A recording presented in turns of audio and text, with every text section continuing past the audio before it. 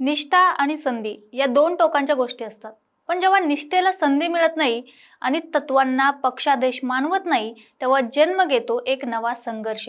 आज चर्चा आहे शिवसेनेच्या फायर ब्रँड नेत्या प्रियंका चतुर्वेदींची.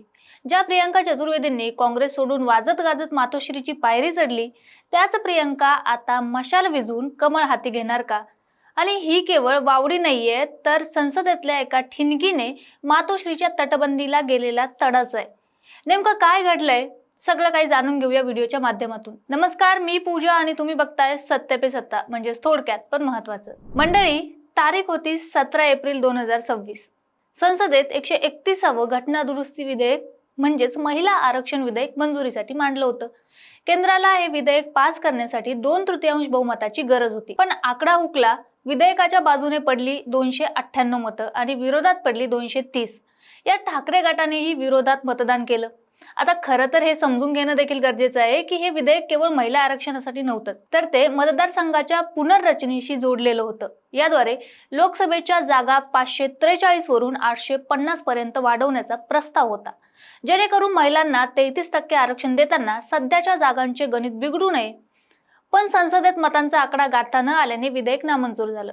काँग्रेस आणि ठाकरे गटासह संपूर्ण विरोधी पक्षाने याला विरोध केला. त्यांच्या मते महिला आरक्षणाच्या नावाखाली उत्तर भारतातील जागा वाढून दक्षिण भारताचे राजकीय महत्त्व कमी करण्याचा हा एक प्रयत्न होता. पण खरी ठिणगी पडली ती मतदानानंतर. ठाकरे गटाच्या फायर ब्रँड नेत्या प्रियंका चतुर्वेदींनी थेट फेसबुक आणि एक्सवर आपली तोफ डागली. त्या म्हणाल्या, महिला आरक्षण विधेयक मंजूर न होणं हा भारतीय लोकशाहीसाठी दुःखाचा दिवस आहे. पक्षाची अधिकृत भूमिका विरोधात आणि पक्षाची दिल्लीतली मुख्य नेत्री म्हणते की हे व्हायला नको होतं. आणि यावरून हे केवळ विधान नाही, तर हा मातोश्रीच्या आदेशाला दिलेला थेट धक्काच आहे. आता तुम्हाला प्रश्न पडेल की प्रियंकाबाई इतक्या आक्रमक का झाल्यात? तर त्याचे पदर थेट राज्यसभेशी जोडलेले आहेत. मार्च 2026 मध्ये प्रियंका चतुर्वेदींचा खासदारकीचा कार्यकाळ संपला.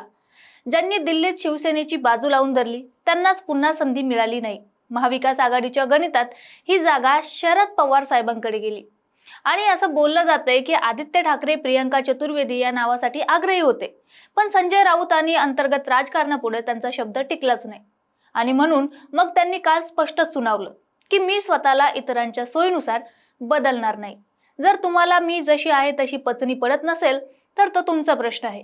म्हणजे हा नेमका संदेश कुणाला होता हे तुम्हालाही कळलंच असावं. हे काही एका दिवसात घडलेलं तर नाहीच. मातोश्रीवरच्या बैठकांमध्ये संजय राऊतांशी झालेले खटके आणि आदित्य ठाकरेंनी त्यांना सावरून धरताना झालेली दमछाक हे सगळं महाराष्ट्र उघड्या डोळ्यांनी पाहत होता.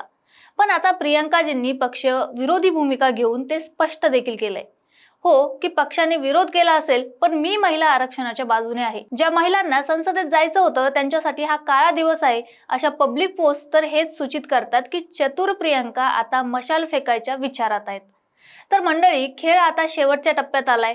ज्या प्रियंका चतुर्वेदींनी काँग्रेस सोडून मशाल हाती घेतली होती, त्या आता मशाल विझून कमळाच्या वाटेवर निघाल्या आहेत का?